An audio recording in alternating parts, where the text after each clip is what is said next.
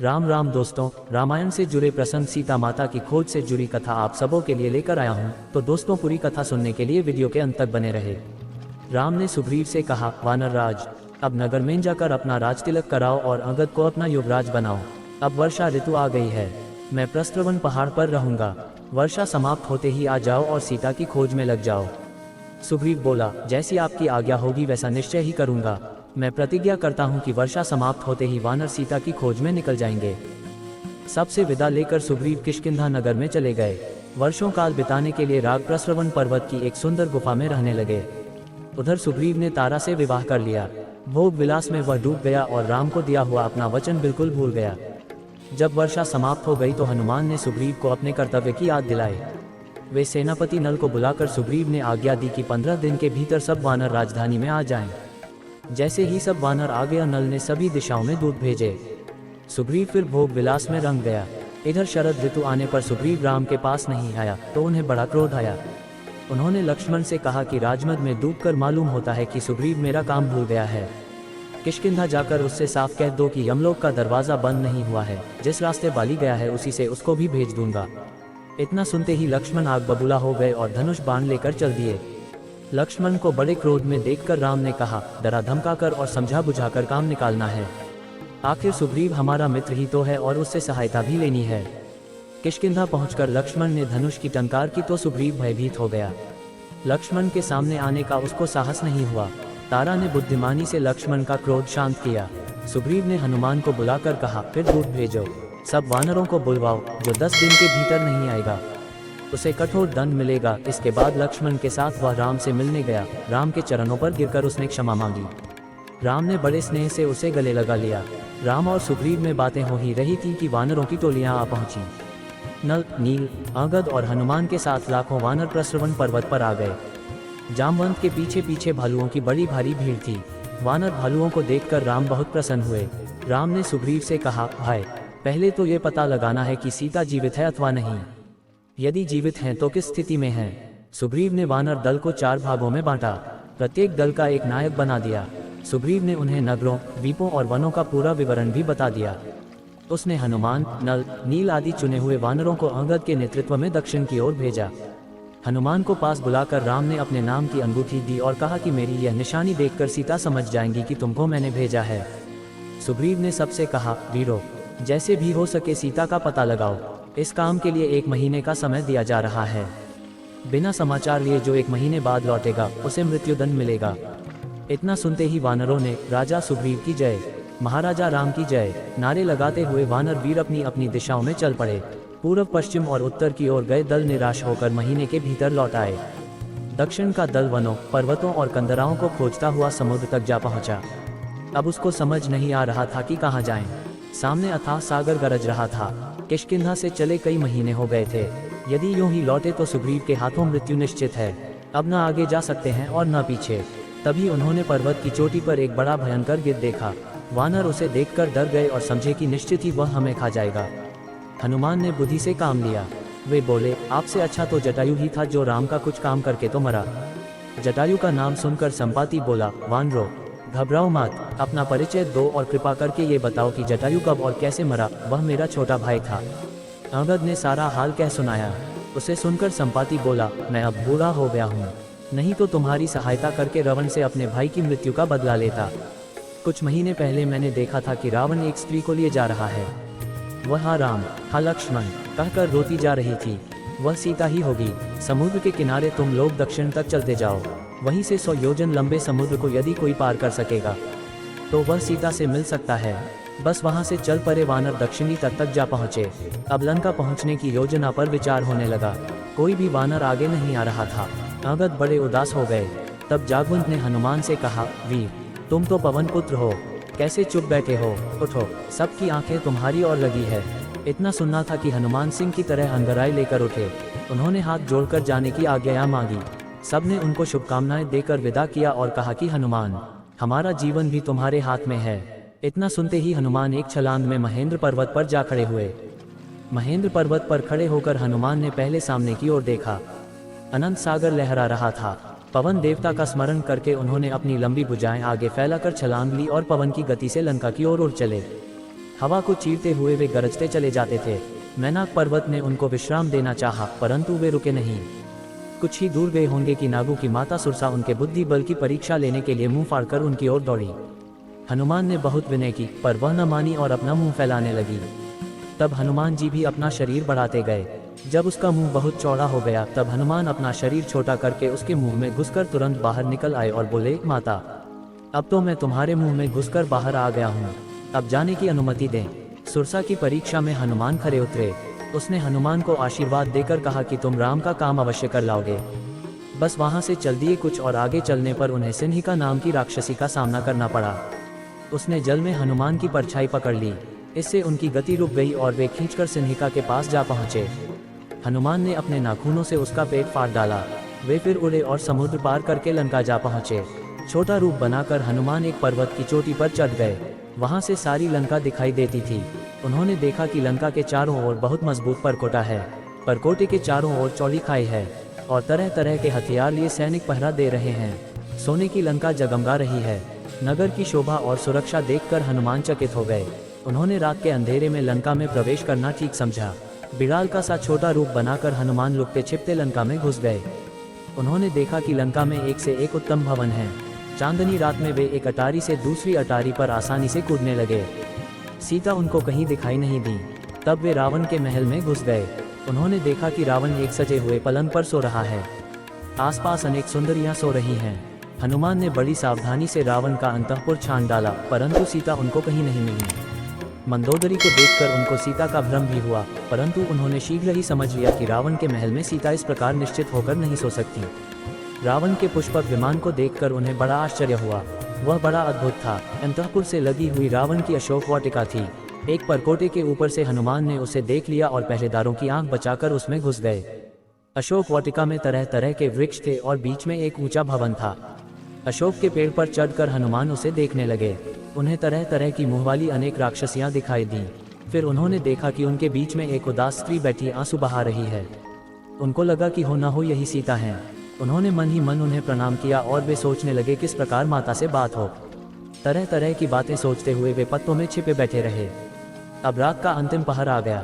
लंकापुरी में वेद पाठ होने लगे। रावण भी जगा और अपनी रानियों और दासियों को लेकर अशोक वाटिका में आ पहुंचा। हनुमान डाली से चिपक गए जिससे किसी की निगाह उन पर न पड़े। रावण को देखकर सीता थर थर कांपने लगी। रावण ने सीता को अनेक प्रकार के भय और लोभ दिखाए, परंतु सीता ने रावण का तिरस्कार ही किया। सीता ने कहा, यदि तुम मुझे स्वामी के पास पहुंचाकर क्षमा नहीं मांगोगे तो वे तुम्हारा सर्वनाश कर डालेंगे। सोने की लंका मिट्टी में मिल जाएगी। क्रोध से आंखें लाल कर रावण बोला, मैंने सोचने के लिए 1 साल का समय दिया था। साल पूरा होने में 2 महीने बचे हैं। इस बीच यदि तुम मेरी बात नहीं मान लेती तो मैं अपनी चंद्रहास तलवार से तुम्हारा गला काटकर फेंक दूंगा। इतना कहकर रावण चला गया। रावण के चले जाने पर त्रिजटा नाग की एक बूढ़ी राक्षसी ने दूसरी राक्षसियों से कहा, पिछली रात मैंने एक सपना देखा है। सारी लंका समुद्र में डूब गई। विभीषण को छोड़कर सब दक्षिण दिशा को चले गए हैं। ये सपना अच्छा नहीं है। मेरी राय में सीता की सेवा करने में ही भलाई है। पेड़ पर बैठे बैठे हनुमान जी सब कुछ देख सुन रहे थे। सीता का डैक देखकर वे दुखी भी थे। उनको ये भी चिंता थी कि यदि सीता के सामने आकर संस्कृत में बोल उठे तो सीता उन्हें कहीं मायावी रावण ही न समझ लें। यह विचार कर उन्होंने पेड़ पर से ही राम वृतांत सुनाना शुरू किया। उन्होंने राजा दशरथ का वैभव, राम जन्म, राम विवाह, राम वनवास, सीताहरण, सुग्रीव मंत्री आदि का सबका वृत्तांत संक्षेप में कह सुनाया। सीता आत्महत्या के विचार से उसी पेड़ के नीचे आ गई थी जिस पर हनुमान बैठे थे। उन्होंने ऊपर की ओर देखा। हनुमान को देखकर पहले तो वे घबराए, पर उनकी बातों से और उनके व्यवहार से भरोसा हो चला कि वे राग के ही सूत हैं और पता लेने के लिए यहाँ आए हैं। जब हनुमान ने देखा कि सीता के मन में बार बार संदेह उठ रहा है तो उन्होंने पर्वत पर फेंके हुए आभूषणों की चर्चा की और अंत में राम की दी हुई मुद्रिका दी। अब सीता को पूरा भरोसा हो गया। तब हनुमान ने सीता का दुख सुना और राम का समाचार सुनाया। फिर उनको ढाढ़ बंधाते हुए कहा, समाचार पाते ही राम सेना लेकर आएंगे और रावण का वध करके आपको ले जाएंगे। सीता ने अपना चूड़ामणि उतार कर हनुमान को दिया और कहा, जब तुम इसे स्वामी को दिखाओगे तो वे समझ जाएंगे कि तुम मुझसे मिल चुके हो। अब लौट जाओ, तुम्हारी यात्रा मंगलमय हो। सीता से विदा लेकर हनुमान चल पड़े। फिर रुककर सोचने लगे कि अब आ गए हैं तो कुछ अपना पराक्रम भी दिखाएं और शत्रु का बल भी जाने, आगे काम आएगा। उन्होंने अशोक वाटिका के फल खाए, वृक्ष तोड़े, चित्रघर तोड़फोड़ डाले और पहरेदारों को मारकर भगा दिया। राक्षसियां और पहरेदार रावण के दरबार में पहुंचे। उन्होंने कहा, नाथ रक्षा कीजिए, एक वानर ने सब वन उजाड़ डाला है, बहुत से रक्षक मारे गए हैं। रावण क्रोध से तिलमिला उठा। बंदर को पकड़ने के लिए उसने सैनिकों का एक दल भेजा। राम लक्ष्मण और सुग्रीव की जय बोलते हुए हनुमान ने सबको मार डाला। रावण को जब इसका पता लगा तब उसने अपने वीर पुत्र अक्षय कुमार को हनुमान से युद्ध करने के लिए भेजा। अक्षय कुमार महारथी था, दोनों वीर भिड़ गए। अंत में एक बड़ा सा वृक्ष उखाड़कर हनुमान ने अक्षय कुमार पर दे मारा। उसका रथ टूट गया और वह सारथी समेत मर गया। पुत्र वध का समाचार पाकर रावण के क्रोध का ठिकाना न रहा। उसने अपने सबसे बड़े बेटे मेघनाद को बुलाया। वह बड़ा वीर था, उसने इंद्र को भी जीत लिया था, इसलिए उसका एक नाम इंद्रजित भी हो गया था। रावण ने मेघनाद की प्रशंसा की और हनुमान पर विजय पाने के लिए भेज दिया। हनुमान ने देखा कि एक बड़ा प्रबल योद्धा आ रहा है। वे आकाश में उड़ गए और पैंतरा बदल बदल कर राक्षस के बाणों से बचने लगे। इंद्रजित के अनेक अमोघ बाण भी उन्होंने व्यर्थ कर दिए।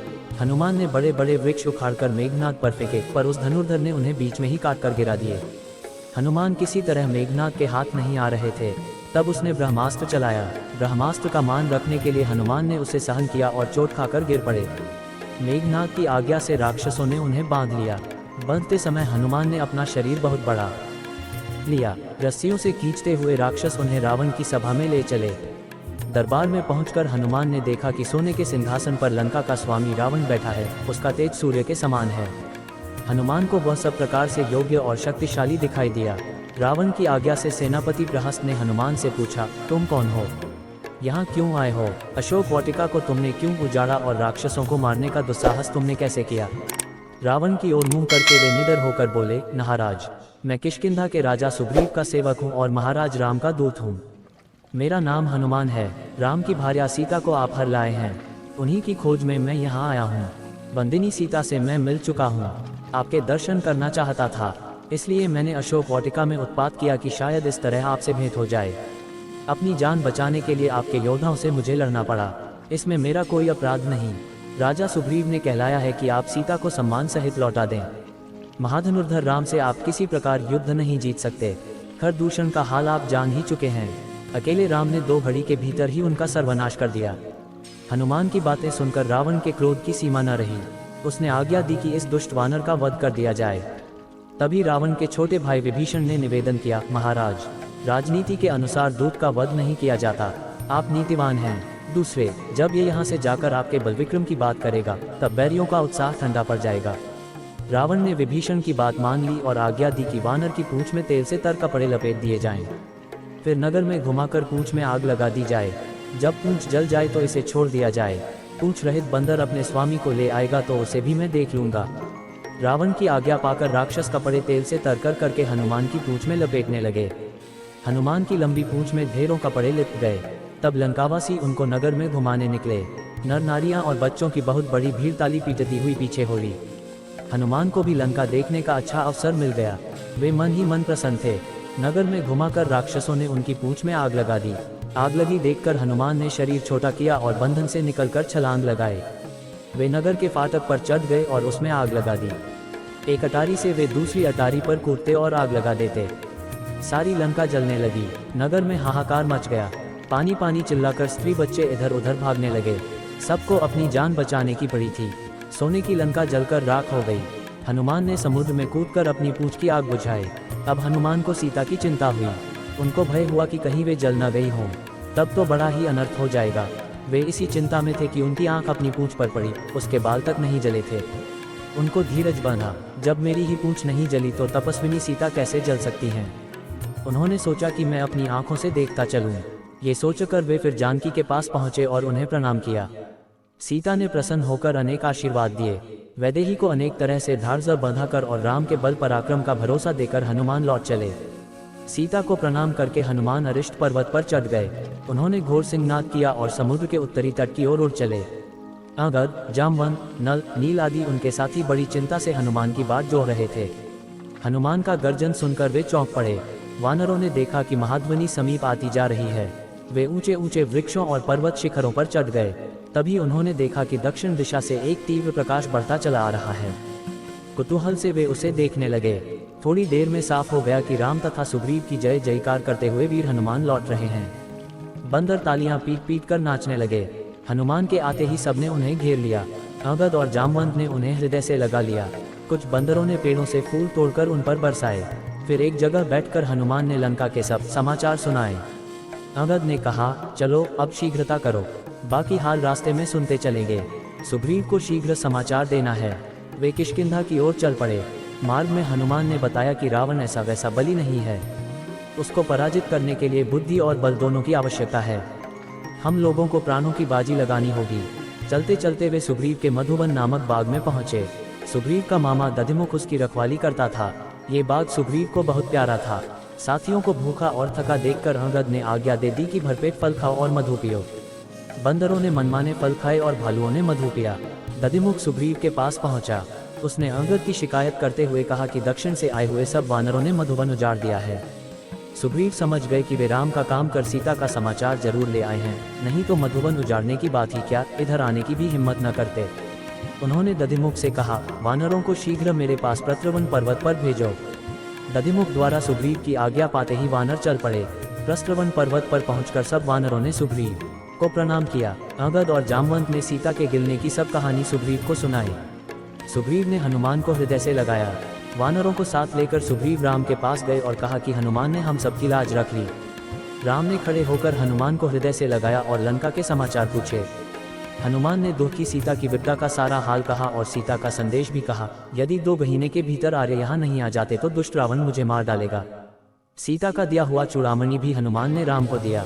चूड़ामणि देखकर राम रो पड़े और सुग्रीव से बोले, ये चूड़ामणि जानकी को विवाह के अवसर पर अपने पिता से मिला था। वे इसे कभी अलग नहीं करती थीं। सीता के बारे में राम तरह तरह के सवाल करने लगे। वह कैसी हैं? राक्षसियों में कैसे रहती हैं? उन्होंने तुम्हें कैसे पहचाना? उन्होंने क्या कहलाया है? हनुमान ने इन प्रश्नों का यथोचित उत्तर दिया और युद्ध के लिए राम को उत्साहित किया। वे बोले, नाथ, अब शोक न करें, युद्ध की तैयारी करें और सीता को विपत्ति से छुड़ाएं। राम ने सुग्रीव से कहा, मित्र, अब देर न करें, अपनी सेना को रण यात्रा का आज्ञा दीजिए। तो दोस्तों, कथा यही तक। आगे की कथा में सुनेंगे युद्ध कांड और सीता माता की लंका से वापसी। इसीलिए दोस्तों, चैनल को सब्सक्राइब जरूर कर ले ताकि आने वाले हर वीडियो का नोटिफिकेशन मिलती रहे। धन्यवाद। जब तक के लिए राम राम।